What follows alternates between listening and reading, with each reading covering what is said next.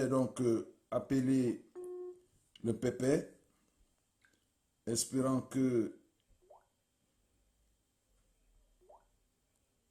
le Pépé Martial Bissot, je suis en train de t'appeler.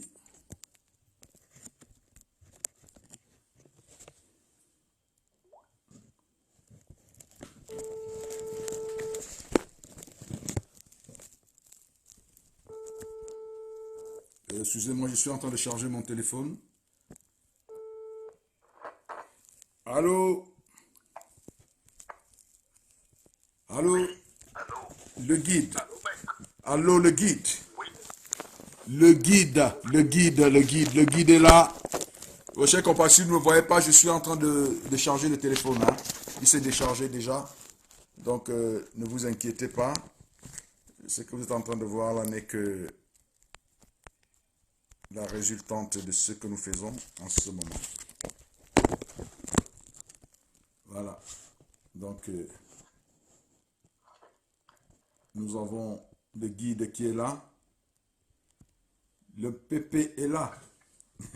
Martial Bissot, c'est lui le fondateur de l'Académie de la vie ajoutée. C'est un conférencier international. C'est un homme dense. Alors, je dis bien dense. Ce que vous allez écouter tout à l'heure, je suis sûr, va vous troubler. Alors, le guide, nous parlons des récurrentes visites de monsieur l'ambassadeur de France, monsieur Guilou, à étudier à Yaoundé. Nous sommes dans la confusion et nous pensons qu'il est en train de jouer un rôle. Quel est ton ressenti? Analyse-nous cette situation dans tous les sens. Vraiment, je n'ai pas de questions à poser. Prends la parole. je vais déjà saluer ton initiative. Ça fait près de 3 heures ou 4 heures de direct déjà. Oui. Et comme on dit, les intervenants qui sont passés là sont extraordinaires. Ils ne m'ont pas annoncé, moi je vais les reciter. Je vais saluer Abdelaziz pour ce travail. Je vais saluer Kodia, que j'ai découvert là. Oui. Je vais saluer Penda Koka, qui est une fine fleur de notre intelligence aussi. Oui. Et je suis heureux et admiratif aussi de ton talent. Parce Merci. que les gens qui ont de stature au Cameroun se taisent. Alors, on dit simplement chez nous que les grandes heures ont commencé. Les grandes heures pour les métiers, ça veut dire quand la cloche est entre minuit et midi. C'est les vraies heures du travail en réalité. C'est pas Le pépé. Donc, je prends la parole d'autorité pour dire que quand la vipère est encore en forêt, elle appartient aux jeunes. Mais une fois que la vipère est déjà dans la cour du village, c'est une affaire des anciens. Oui. C'est les initiés. Voici donc la vipère qui est entrée dans la cour du Cameroun. Et il faut qu'on décide de quel ancien il revient le mérite de conserver la tête de la vipère, donc le pouvoir. Oui. Alors, au sujet de Guilou, déjà qu'il soit heureux d'être cité par moi, je pense qu'il ne mérite pas tant, mais j'aimerais que les Camerounais comprennent. Guilou est un faire-valoir. Guilou, c'est le dernier degré de la chaîne de la prédation de notre pays. Alors la question que moi j'aimerais poser, c'est est-ce qu'il faut vraiment se retourner et rendre responsable cet être pauvre ou aller un peu plus haut dans l'échelle, c'est-à-dire ou un peu plus loin, le Drian, et puis on remonte jusqu'à l'Élysée. Pourquoi je dis ça? C'est parce que la question fondamentale là, c'est est-ce que le Cameroun existe? Ah, ça. Si oui, oui, oui, nous sommes un pays, c'est un jeune qui me faisait, un des jeunes membres de mon académie, qui Oui. me faisait remarquer ce matin mais pourquoi les autres nous ont baptisés crevettes? C'est pas ça qui nous amène à être tout petits. à être tout rouge face à la petite difficulté, à s'effriter, à être des crabes. Voilà, voilà. Une crevette est un petit crabe. Voilà. Donc, tu connais la théorie des crabes. Absolument. Voilà. Est-ce que dans l'inconscient collectif et psychique, immatériel, psychologique et spirituel, magico-ésotérique du Cameroun, le simple fait de nous ramener à la plus petite expression du minuscule être vivant aquatique de la crevette ne nous tire pas vers la petitesse? Est-ce que ce ne serait pas fort de dire que nous sommes le char de Dieu? Est-ce que ce ne serait pas fort d'aller se ressourcer vers Effasamoto? Alors, moi, j'ai la particularité, et je m'en revendique d'ailleurs, je suis un Camerounais plein, oui, comme un professeur plein. C'est pour ça que, pour comprendre ce pays-là, il faut... et j'ai adoré tout à l'heure quand Abdelaziz a récité un peu, a recensé, c'est un travail fastidieux, les richesses qu'on a. Oui. Mais en 96, le jeune ami qui est le directeur des brasseries du Cameroun, qui m'invite, on allait rejoindre le père Zachary Noah. Voilà. Enfin, au Golf Club à Kribi. Oui. Et c'est au Golf Club de Kribi, je me suis retrouvé, je pense que c'était ma plus mauvaise journée, parce que tous les jours, les Camerounais disent que le Cameroun ne nous appartient pas, la France, mais il faut vivre ces réalités-là, concrètes. J'étais à la table des 14 grands patrons français qui ont à 94% possession du Cameroun. Wow. Il n'y avait aucun Camerounais là-dedans, il n'y avait aucun noir. Je sais que Floyd, on atteint aujourd'hui, on voit comment la douleur nous pénètre quand on sait qu'il y a quelqu'un qui peut vous mettre le genou sous le cou en mettant en plus la main dans la poche. Et c'est la même scène, la France met la main dans la poche du Cameroun pour vider le Cameroun de son argent, mais aussi en appuyant, en étranglant le tissu économique pour que le sang ne remonte pas sur le cerveau pour qu'on s'oxygène et qu'on réfléchisse. Voilà la dimension métaphysique. Voilà un peuple asphyxié intellectuellement, asphyxié psychiquement, et qui n'arrive même plus à avoir 5 francs. Il n'y a pas d'argent en ce moment à Yaoundé. Il n'y a plus de billets à Douala. Vous parlez d'aide, de Covid, de Banque mondiale, c'est une hérésie. Mais là, le problème est d'abord économique. C'est pour ça que je voulais aller trop au but. Moi, je n'aime pas souvent tourner. Alors, quand on parle de la France qui possède le Cameroun, je vous ai dit 14 grands patrons. Vous pouvez les citer, si on a le temps. Et on parle de Razel, le patron de Razel. Il y a Satom. Vous parlez d'AXA, toutes ces compagnies d'assurance. Vous parlez d'aéroports de Paris qui contrôlent les aéroports du Cameroun, dont les ADC. ADC appartient à l'aéroport de Paris.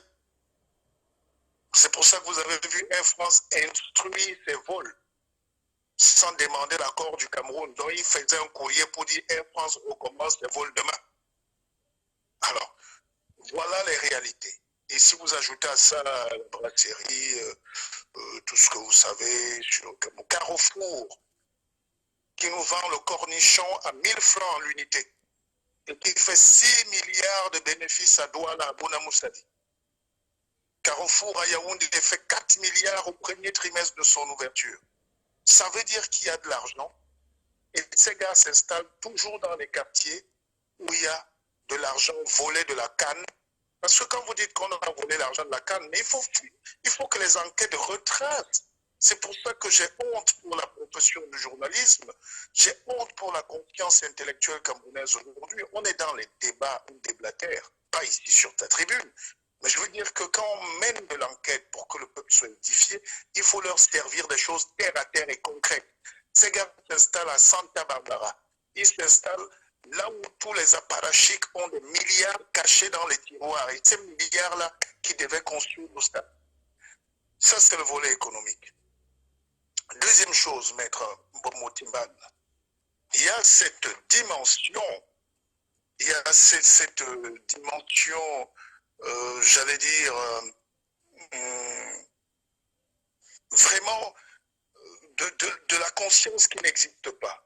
la conscience immatérielle, dont la spiritualité, dont la peur, le doute. C'est pour ça que quand j'ai créé l'Académie de la vie augmentée, à Keva, chez nous, on veut dire merci d'ailleurs, Oui, oui. il faut que mais ça veut dire l'Académie de la vie augmentée. C'est-à-dire il faut absolument que les Africains, mais surtout les Camerounais, pensent à augmenter la vie aux années, pas forcément les années à la vie, sinon on peut faire 38 ans de pouvoir dans le vide. Les années de Biya, là, maintenant, dans le vide. Or, il aurait pu augmenter de la vie à ces années pour que ce soit qualitativement bénéfique pour tous les Camerounais. Pourquoi je vous dis ça? J'accompagnais un homme d'affaires, le seul qui est dans les minéraux, à Acom 2, chez moi, dans la vallée dans la chaîne montagneuse qui va de Pindi, le Lodorf jusqu'à Acom 2.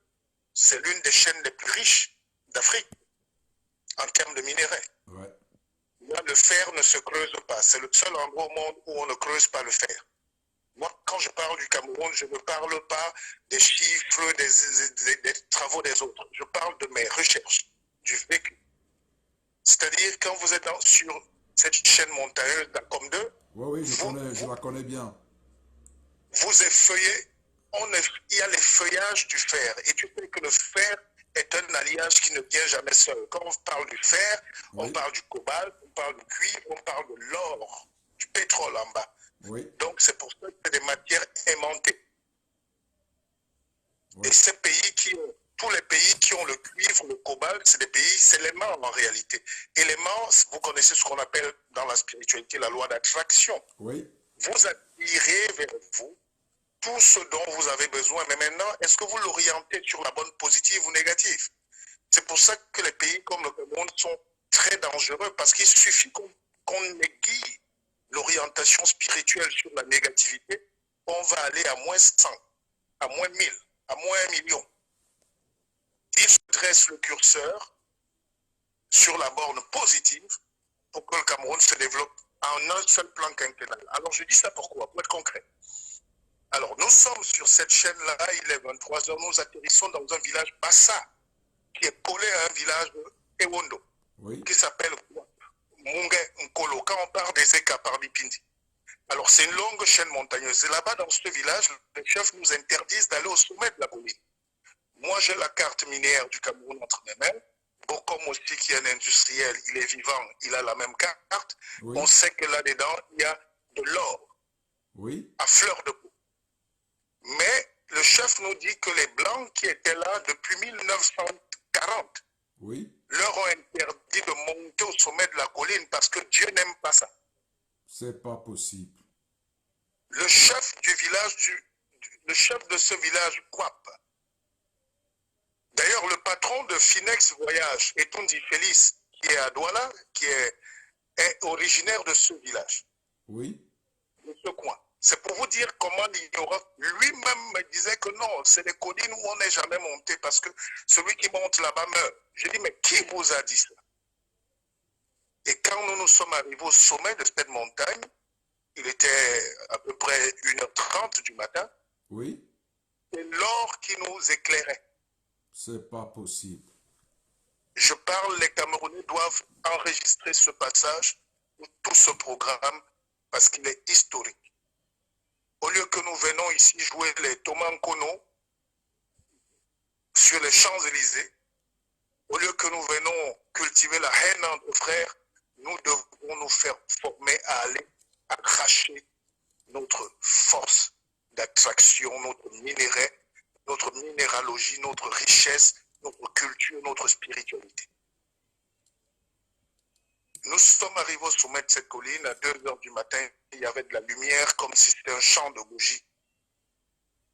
Le lendemain, nous sommes descendus pour remonter. Au moment même, les gens creusent l'or à main nue là-bas, du matin au soir, et tout est pollué. Oui. Mais on a donc trouvé au bord d'un fleuve un boat, un yacht, pas un yacht, un bateau. Oui. Un bateau qui est là depuis près de 30 ans et c'est un père jésuite français qui vient là chaque année. Et les villageois de ce village à Kélé, nous disent, non, c'est le père Mera qui vient là chaque année, il vient faire visiter les touristes. En réalité, quand on a sondé ce bateau, c'était ce qu'on appelle une dragueuse. Oui. Et il est encore là. Que les autorités camerounaises aillent vérifier. Donc, voilà des escrocs sous la soutane, pas pour indexer la religion, Non. mais il y a des gens qui brebis galeuses partout. Voilà. Il y a des gens qui se servent pas mal pour torturer le pays et surtout quand on brandit aux nègres la peur. Oui. Donc, cette dragueuse est là depuis plus de 30 ans et elle remonte la rivière qui part des Eka. Une des rives du Lyon et de la Sanaga pour draguer depuis 30 ans les eaux camerounaises en toute impunité. Donc, dès que j'ai fait ces deux tuyaux-là, vous me demanderez donc où sont les Camerounais, où est la conscience nationale, où est l'idée même de la République. Nous nous entretions sur les Bensikine à Douala, à Yaoundé, à Bafoussam. Les jeunes n'ont pas de boulot alors qu'il y a de l'or sous leurs pieds. Quand un peuple n'a pas développé cette conscience, et c'est là l'échec.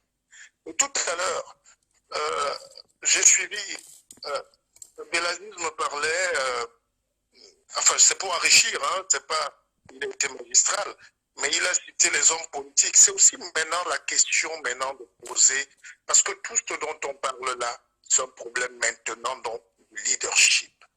Oui. Moi, la question que j'ai envie de poser, il est 1h03 à ma montre, c'est une heure ésotérique. Je demande à Maurice Kamto, est-ce qu'il peut encore? Je ne dis pas qu'il n'a pas pu, que le titre, ça veut dire qu'il est le seul qui a pu. Mais est-ce qu'il peut encore? Parce que c'est maintenant que les grandes heures ont commencé. La vraie bataille a commencé. Parce que vous ne pouvez pas avoir un pays, et je ne veux pas que ce soit un match de la division 2. Les leaders politiques que je ne vais pas citer là se reconnaissent. Ce n'est pas en léchant les bottes de l'hémicycle qu'on espère être un homme politique d'envergure. J'étais le premier candidat déclaré à l'élection présidentielle. Je sais qu'il faut comme courage, comme force, comme énergie pour entrer dans cette bataille. Et le seul qui mérite d'être cité actuellement, c'est Kamto. Mais la question que je pose à Kamto, je sais qu'il est là. Si Pende Koka est là, Kamto est là. En tout cas, c'est le seul homme à qui il fait à peu près confiance aujourd'hui. Les autres, on essaye de comprendre ce qui se passe dans l'entourage. Monsieur Kounkan, si vous venez encore parler des affaires de la foi chrétienne ici, je vais vous bloquer. Vous ne m'apprenez pas la religion. Vous ne m'apprenez pas ma foi. Vous avez compris? Quand Jésus-Christ vivait en Israël, il y avait des gens qui ne croyaient pas en lui. Si vous venez encore écrire, parler de ma foi chrétienne là, pour me donner des leçons, je vais vous bloquer. Ok, le guide, allons-y. Oui, j'aimerais renchérir. Il ne faudrait pas que les gens confondent. On peut être de la religion chrétienne et s'inspirer des valeurs nobles et supérieures que véhicule cette religion. Non, non, le pépé, allons-y, déroule-nous sur... tu étais en train de parler... Non, non, je voulais te soutenir. Non, j'ai déjà évacué celui-là. On peut continuer. Okay. C'est quelqu'un, il est mal enseigné. Il ne connaît rien de Jésus. Alors, ce que je voulais dire, c'est que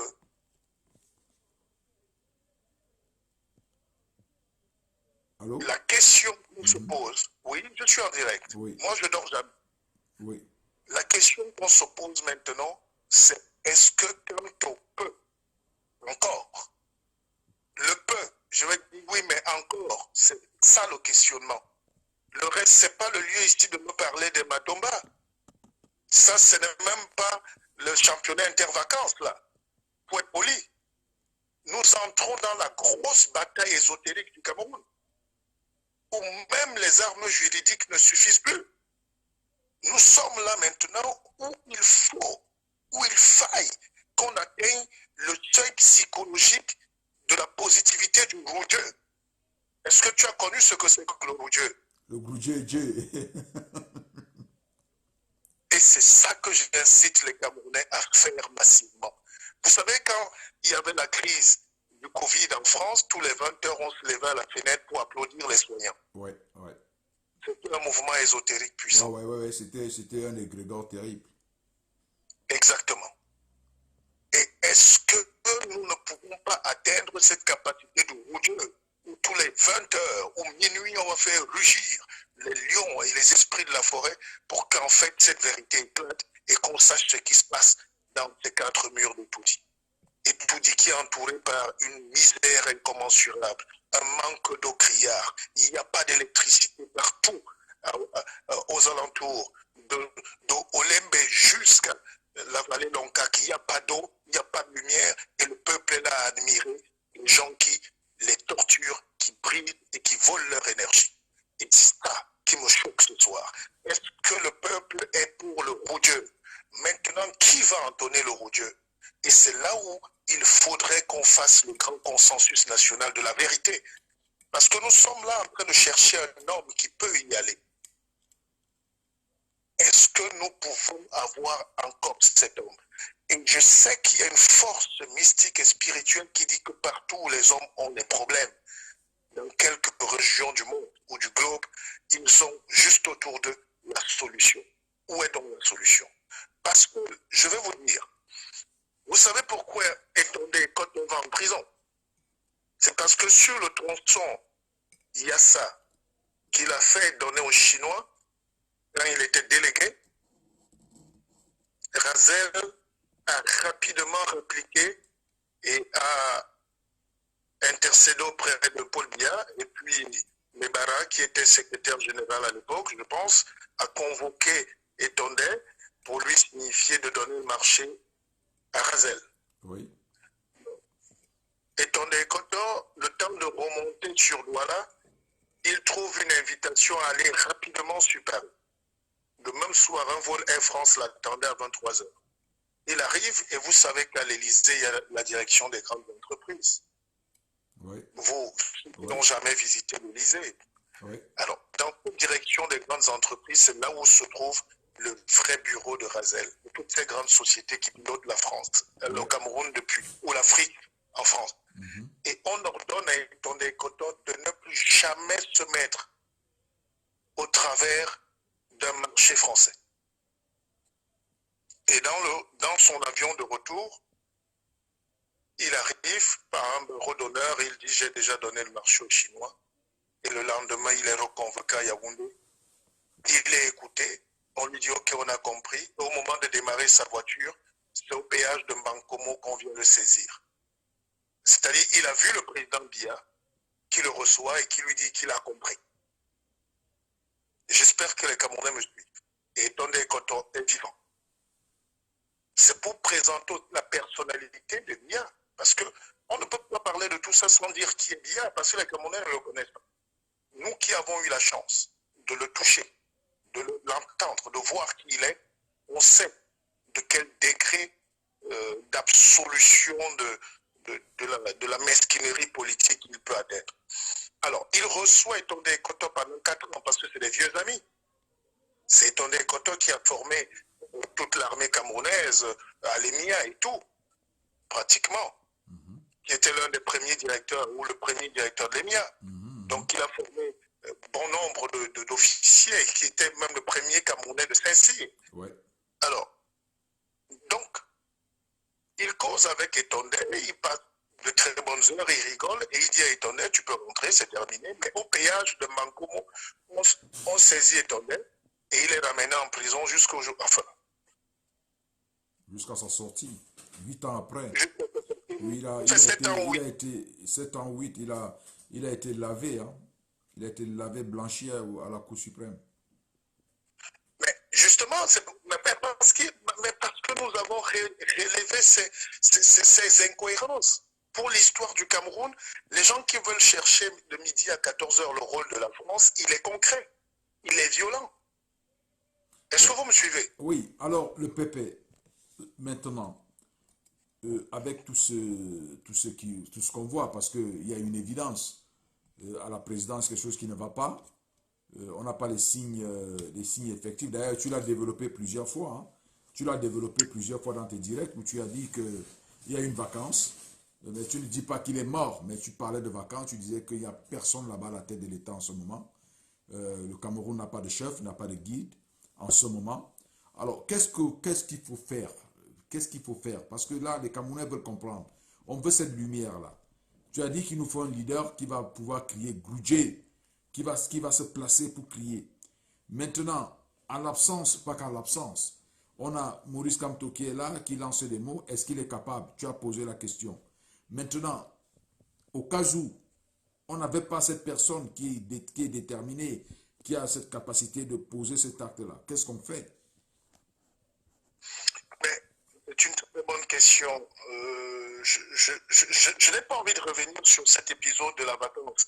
J'étais l'un des premiers scientifiques experts à développer de cette question sans émotion, avec tous les détails.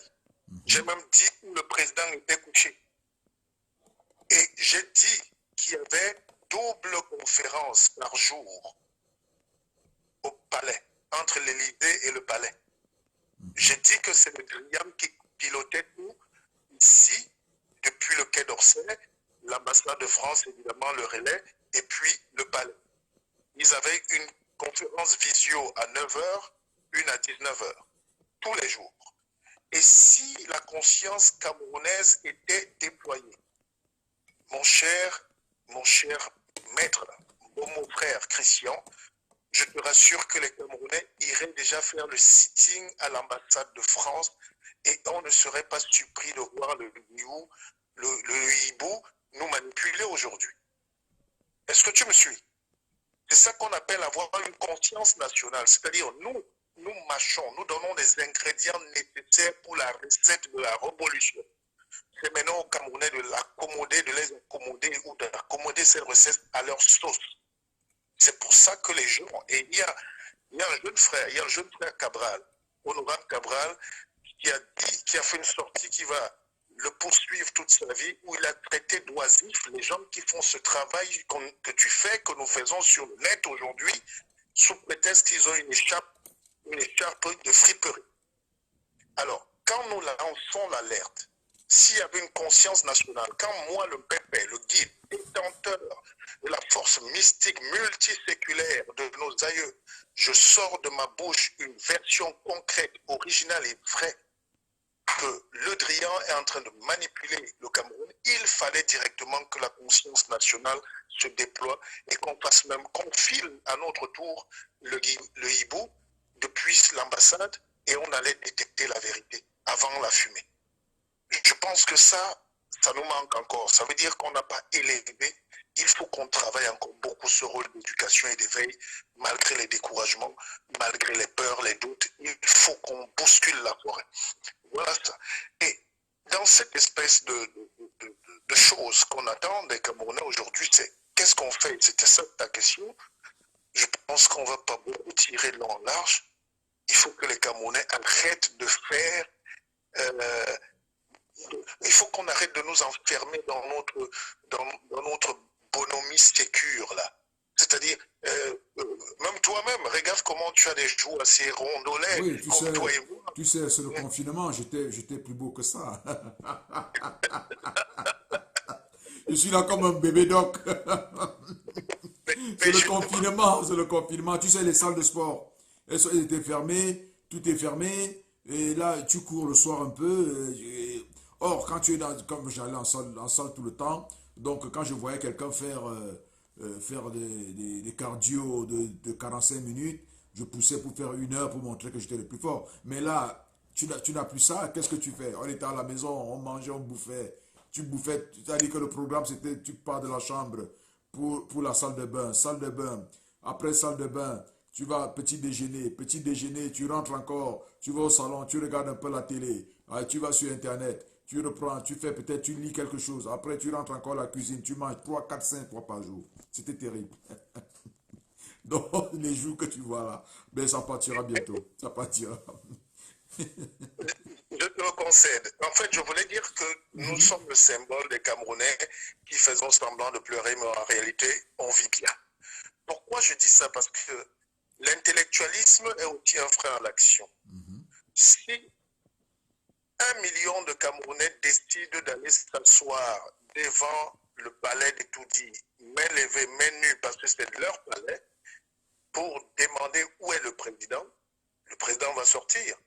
le rat palmiste ne reste pas longtemps étouffé dans le trou quand on lui met de la fumée et quand on lui met le feu, il va sortir.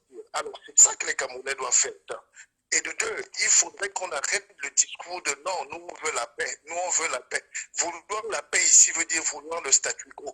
En réalité, la paix n'a jamais existé. La paix, c'est la période d'accalmie entre les deux guerres. Oui. La paix, c'est une situation pour préparer la transition de la guerre. Est-ce que les Camerounais sont obligés de dire en journée qu'ils sont pour la paix alors qu'ils sont rongés par une guerre interne? Voilà la question. C'est-à-dire, je reprends, et que chacun fasse son analyse. Donc, là où on est là maintenant, si on veut, parce qu'il eût été plus simple de voir même le président saluer les gens, même une main simple de poupée. Il peut sortir balader le chien, au palais on fait une photo, il rit, ou il parle aux gens et puis il entre. Mais quand vous voyez quelque chose qui n'est pas vrai, c'est trop difficile à monter. Vous savez, dans le discours de Biya, le dernier discours, là c'est l'expert en communication qui parle, il y a un seul détail. Si les Camerounais avaient un peu le sens d'analyse, c'est quand le président dit Ali Baba, Ali Baba. Si vous regardez, ils ont essayé de corriger ça, mais j'ai la vraie version de ce discours. Quand le président dit Ali, la voix calme, on a regardé les gestes labiaux, ou un geste labial, hein? C'est labiaux. Oui. Les gestes labiaux. Alors, vous voyez, Ali Baba, ce n'est pas le président qui prononce ces mots. Il y a eu doublure, il y a eu trafic, et je ne reviens pas sur tous les bricolages, ce scénario-là. Ce n'est pas clair en tout cas. Un président qui est là n'a pas besoin de faire trop d'énergie parce qu'il fait travailler tous les services, de logiciels vieux, avec de vieilles images, on bricole et tout, mais le peuple a la solution. C'est au peuple aussi d'aller s'asseoir, les mains à main nues, en t-shirt blanc, pour dire, papa, tu es donc où? Si on ne veut pas évoquer la guerre, mais qu'on demande au moins en paix, papa, tu es où? Est-ce que c'est le reste d'une piste philosophique? Est-ce que si toi tu es en paix, c'est que nous sommes en paix. Prouve-nous donc que tu es en paix. Donc, c'est une question de rhétorique subliminale, mais spirituelle aussi. Et le PP, est-ce que tu n'as pas constaté que dès qu'on parle de vacances, du président qui n'est pas là, on voit, il y a une agitation tout autour. Femme Ndongo qui va sortir en communiqué, on va montrer des images de Paul Biya dans les couloirs du palais, ce qu'on n'a jamais vu. On ne l'a jamais vu dans les couloirs du palais, prendre des images. On va les voir, ils vont monter, ils vont envoyer les communicants sur les réseaux, sur Facebook, qui vont commencer à dire, voilà, Paul Biya va apparaître aujourd'hui, et le voici, vous avez dit qu'il est mort, le voici, on montre des photos. Et quand on montre ces vidéos-là, c'est des vidéos de 2 secondes. Il n'y a que la première vidéo, on avait montré où il marchait un peu, et cette vidéo-là, on l'a supprimée. Il n'y a que des petits coupures de 2-3 secondes où on le voit apparaître. On voit donc toute cette gesticulation au niveau du palais, au niveau de la communication de certains membres du gouvernement, comme Jacques Ndongo, au niveau des communicants du cabinet noir sur Internet, et même ceux qui passent à la télé. Ils ne veulent pas qu'on parle de cette affaire. C'est-à-dire qu'ils ont tellement peur, quand ils deviennent hystériques quand on parle de l'alternance, de la vacance. Qu'est-ce qui peut justifier ça d'après toi? Mais ça veut dire que, je vous ai dit que le rat palmiste est cerné. Le rat palmiste est dans le trou. Donc, il est coincé et les gars se débattent comme ils peuvent et ils sont devenus réactionnaires.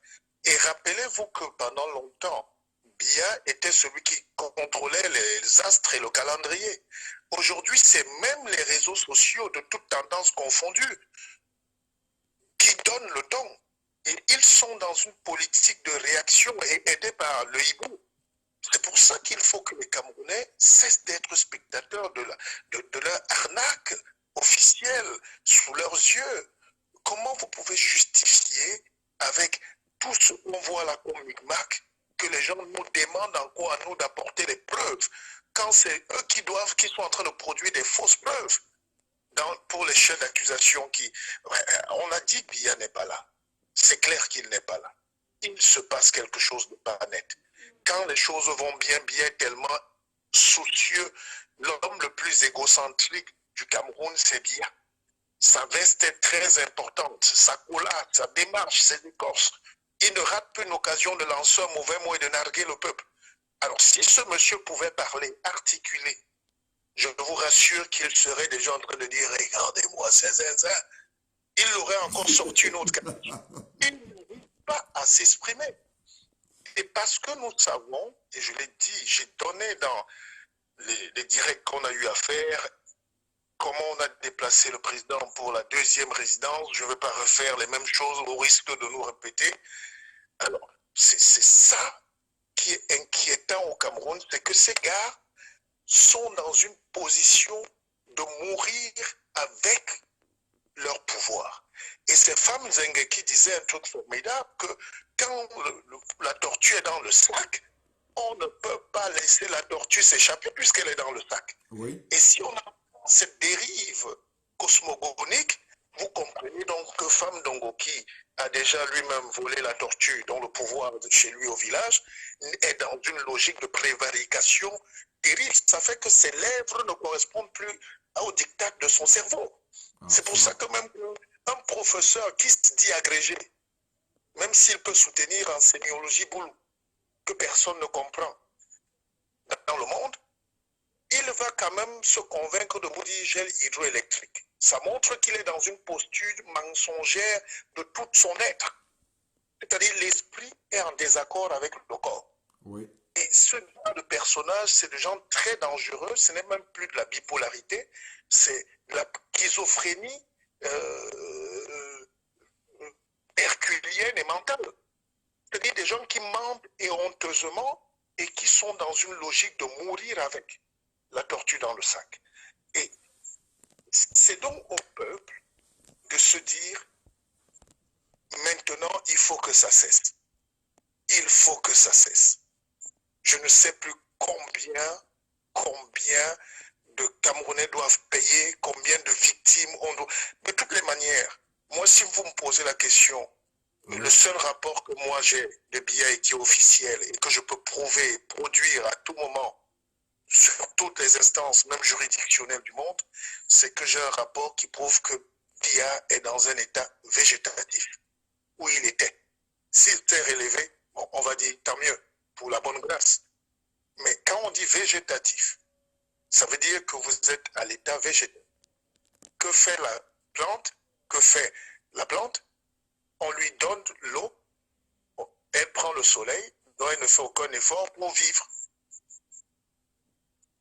Pour expliquer aux Camerounais. Voilà les vrais rapports que nous avons, avec certification. Voilà, il y a quelqu'un là, je vais répondre à quelqu'un là, le PP. Il dit que oui. Essayez et le bir va tuer. En fait, c'est ce qu'il est en train de dire. Mon cher monsieur, je cherche ton nom. Je vais te rappeler que le bir n'est pas fort. Le bir n'est pas plus fort que l'armée.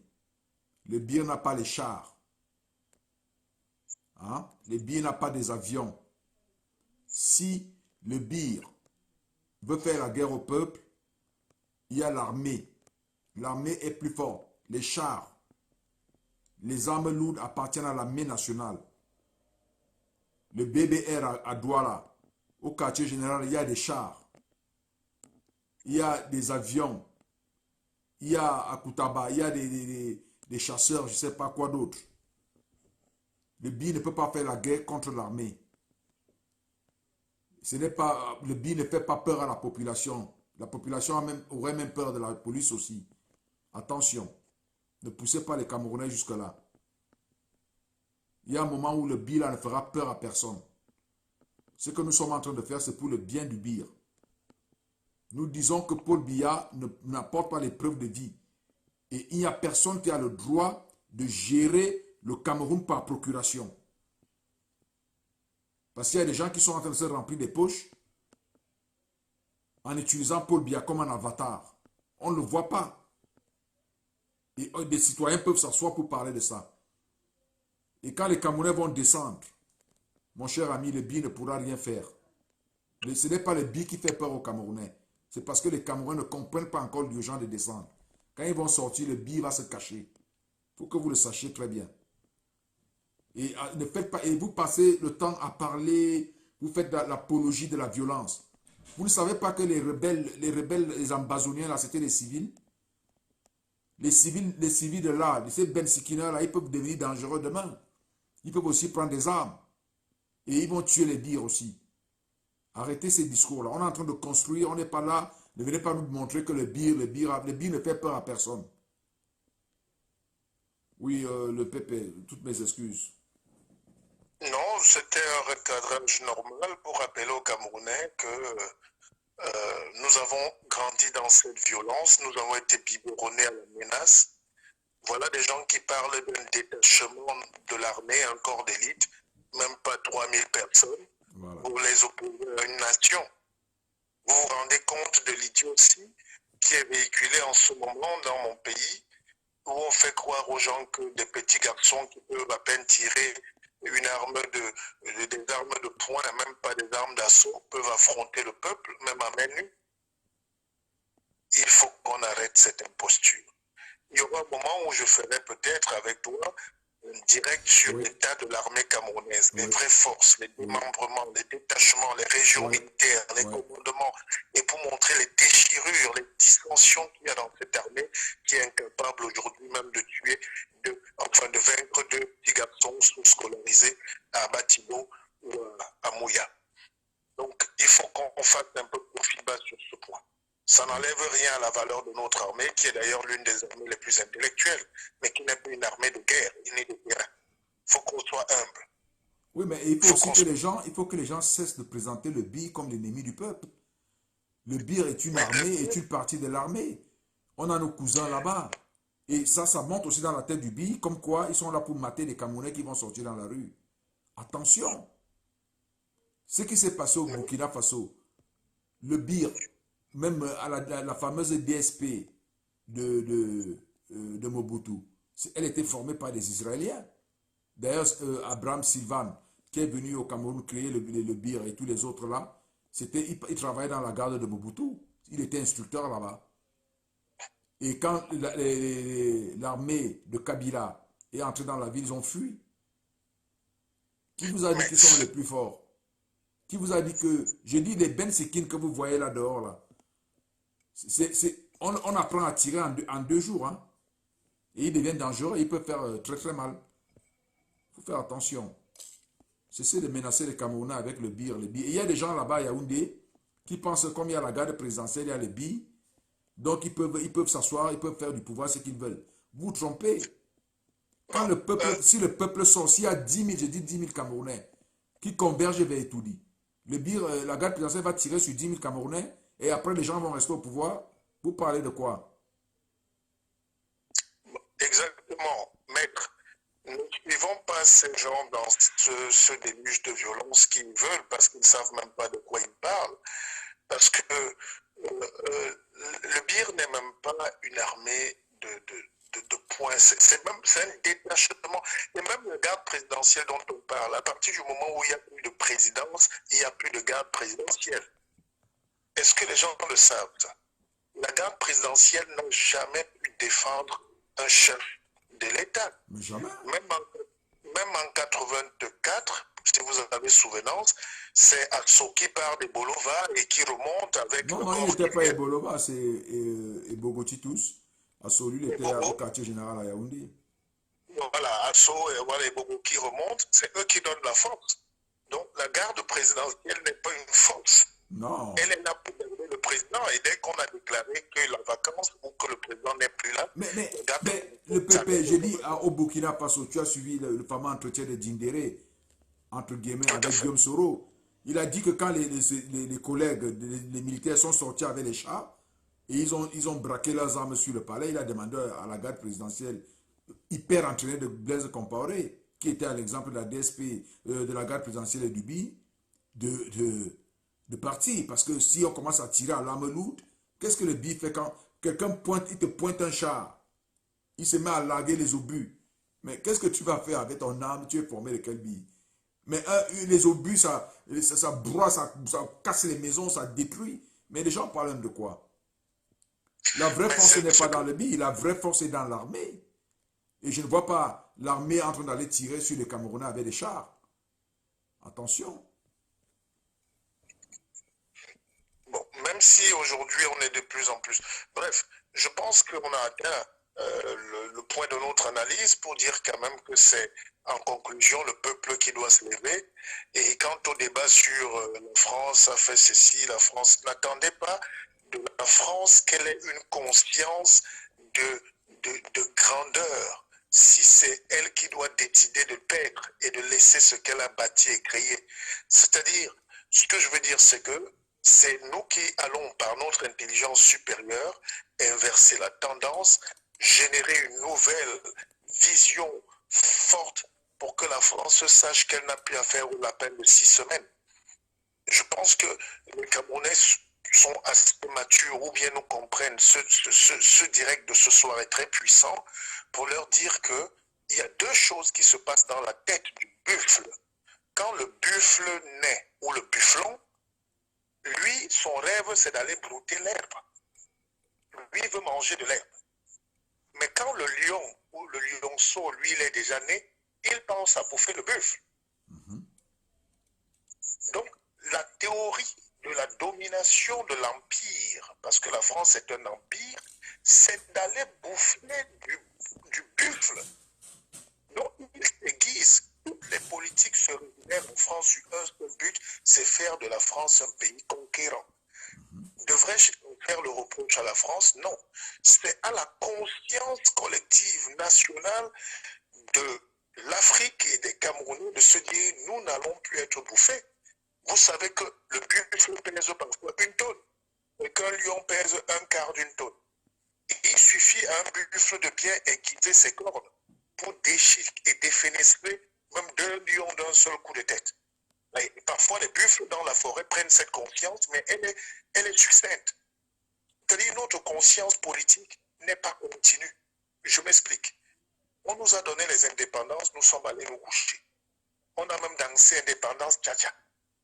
L'indépendance n'existe pas, c'est une veille stratégique de guerre. Oui.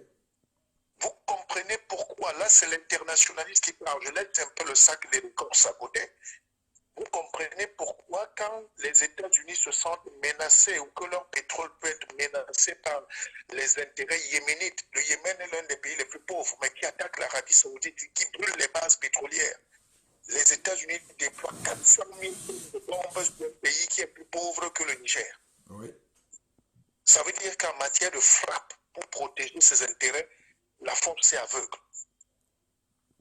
Les gens qui veulent croire que la France aura un sursaut de réflexion, c'est pour dire que Maître Momotimba ne sera plus payé, ses honoraires ne seront pas payés, sa santé, sa carte vitale va être arrachée. Les bus circulent en France depuis 6 mois sans payer, sans taxe. Ah oui. C'est l'État qui supporte. Oui. Et vous croyez que cet argent vient, c'est de la viande que le lion va attraper chez le buffle idiot et pour venir nourrir et engraisser. Et c'est ce qu'on appelle la chair blanche dans le corps humain. Vous savez qu'il y a une différence entre la chair rouge et la chair blanche. Absolument. C'est la chair. Et il faut que les Africains atteignent le stade où ils affûtent leurs cornes pour dire nous n'allons plus être bouffés. Parce que c'est juste incroyable ce qui nous arrive. Voilà un peu cette dimension que je voulais amener pour que les Camerounais sachent. Et puis, deuxièmement, on n'a pas fait ce direct pour dire ce soir que pour jubiler si bien est mort ou pas, sinon on va tourner autour du pot. Oui. Qu'est-ce qu'on a souhaité à la mort de notre papa, en plus, de notre vieil homme de ce 3e âge? Dans la cosmogonie africaine et bantoue, qu'un homme de cet âge-là meurt, s'il est même déclaré mort, on ne pleure pas, on fait la fête. Oui. Une sorte de saint jouissif. Alors, ce n'est pas à nous de célébrer la mort de bien ou pas. Mais c'est de notre devoir de nous interroger s'il est encore là, s'il est en capacité, auquel cas on laisse les Camerounais les plus brillants continuer le combat politique que les pères fondateurs ont commencé. Voilà. C'est de ça qu'il s'agit. C'est de ça qu'il s'agit, Martial, le guide Pépé. Merci pour toutes ces clarifications. Merci pour toutes ces lumières que tu as apportées à la fin de ce direct. que nous allons malheureusement arrêter parce que là, j'ai dépassé, je suis à quelques minutes de la clôture par Facebook de ce direct. Donc, on avait prévu un décryptage, mon ami Amanclou et moi, mais là, compte tenu du fait que Facebook va bientôt nous couper, nous sommes obligés d'arrêter. Alors, cher Armand, on va organiser notre direct à nous, on va échanger, on va clarifier encore les choses. On peut faire un débrief, pourquoi pas demain ou après-demain. Ça dépendra. Armand, si tu es là, si tu peux me faire un petit signe pour me dire que tu es d'accord, hein, pour qu'on on prenne rendez-vous pour ce petit débriefing. Bon, merci, chers compatriotes. Merci d'avoir été là. On a été plus de 1000. On a été plus de 1000 aujourd'hui. Et on a atteint parfois 1500. C'est magnifique. Alors, soyez bénis. Soyez bénis. Prospérez dans tout ce que vous faites. Et la conscience de notre Cameroun, d'un nouveau Cameroun, du Cameroun de demain. À bientôt.